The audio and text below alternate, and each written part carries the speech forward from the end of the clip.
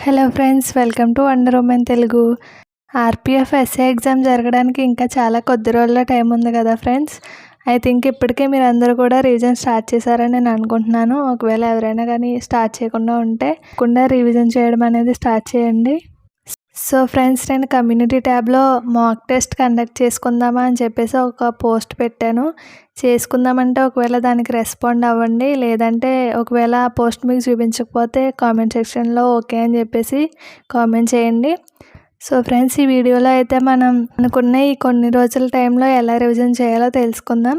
అలాగే hall tickets ఎప్పుడు వస్తాయి అనే విషయాన్ని కూడా ఈ వీడియోలో మనం తెలుసుకుందాం ఫ్రెండ్స్. సో ఇన్ని రోజులు కూడా మనం ఏం చదవాము, ఎన్ని గంటలు చదవాము, ఏ సబ్జెక్టుకి ప్రిఫరెన్స్ ఇచ్చామనేది ఇంపార్టెంట్ కాదు, కానీ ఈ లాస్ట్ కొద్ది రోజుల్లో మాత్రం మనం ఎన్ని గంటలు చదవాలి, ఏ సబ్జెక్ట్కి ప్రిఫరెన్స్ ఇవ్వాలి, ఎలా రివిజన్ చేయాలనేది చాలా ఇంపార్టెంట్. సో అసలు ఫస్ట్ పాయింట్ వచ్చేసి మనం అసలు ఎన్ని గంటలు చదవాలో తెలుసుకుందాం. ఇప్పటి వరకు అయితే మనకి చాలా ఎక్కువ టైం ఉంది కాబట్టి మనం ఎప్పుడు చదివినా ఎన్ని గంటలు చదివినా కానీ పెద్ద లెక్కలోనికి రాదు. కానీ ఇప్పుడు మనకి ఉన్నది చాలా తక్కువ టైం కాబట్టి ఖచ్చితంగా రోజుకి మన రివిజన్ కోసం అనేది 8 to 10 అవర్స్ అనేది ఖచ్చితంగా కేటాయించాలి ఫ్రెండ్స్. అలా అయితేనే మనకి సిలబస్ మొత్తం కూడా కంప్లీట్ చేయగలుగుతాం. మనం ఎవరైనా కొత్త టాపిక్స్ అయితే చదువుతున్నట్టయితే నేనైతే రికమెండ్ చేయను కొత్త టాపిక్స్ చదవమని.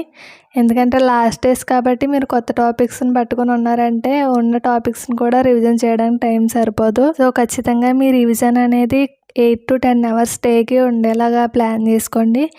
8 to 10 అవర్స్ రోజుకి చదవడం పెద్ద కష్టమేమి కాదు ఫ్రెండ్స్, ఈజీగా చదవచ్చు. మార్నింగ్ ఒక 4 hours, evening afternoon to evening ఒక 4 అవర్స్, నైట్ ఒక 2 అవర్స్ చదివారంటే 10 అవర్స్ అనేది మనకి ఈజీగా కంప్లీట్ అయిపోద్ది.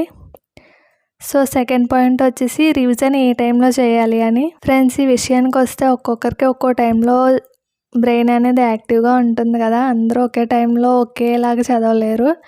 కొంతమంది ఎర్లీ మార్నింగ్ 4కి లేచి చదవడం స్టార్ట్ చేస్తారు, కొంతమంది ఏమో మిడ్ నైట్ టైంలో కూడా చదువుతారు. ఏ టైంలో అయితే మీకు బాగా గుర్తుంటుందో ఆ టైంలో చదవడానికి ట్రై చేయండి. పీస్ఫుల్గా ఉన్న ఒక ప్లేస్లో కూర్చొని చదవడానికి అయితే ట్రై చేయండి. ఎందుకంటే మనం రివిజన్ చేస్తున్నప్పుడు కొన్ని టాపిక్స్ ఎలా ఉంటాయంటే ఇంతకుముందు అసలు మనం ఈ టాపిక్ని చదివామా అన్నట్టు ఉంటుంది. మీరు ఎప్పుడైతే కొంచెం కామ్గా, సైలెంట్గా, పీస్ఫుల్గా ఉన్న ప్లేస్లో కూర్చొని చదువుకున్నారో మీకు రివిజన్ చేసినప్పుడు ఇంతకుముందు ఈ టాపిక్ మేము చదివాం అని ఒక గుర్తు అనేది ఉంటుంది అన్నమాట.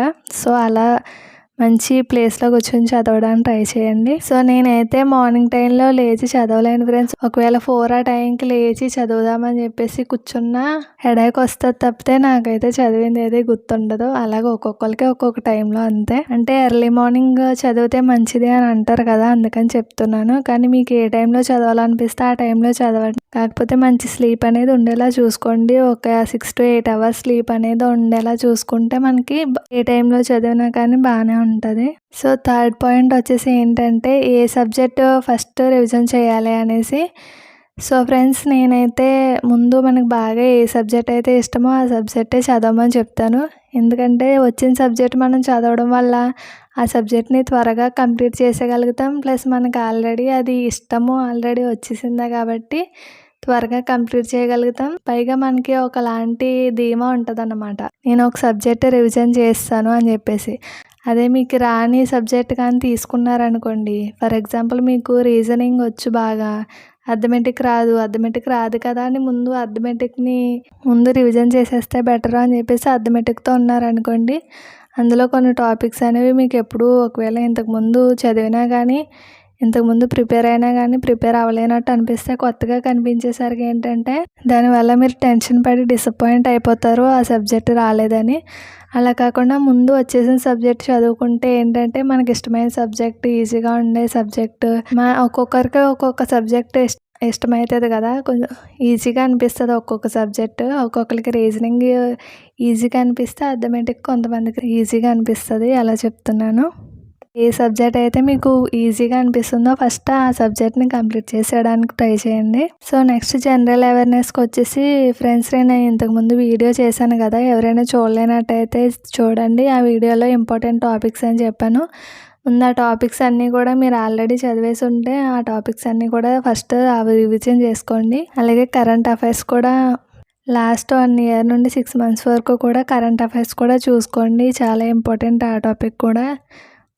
సో తర్వాత వచ్చేసి ఇవన్నీ మీరు రివిజన్ చేయడంతో పాటు ఎప్పటికప్పుడు మాక్ టెస్ట్లు అనేవి రాసుకుంటూ ఉండాలన్నమాట.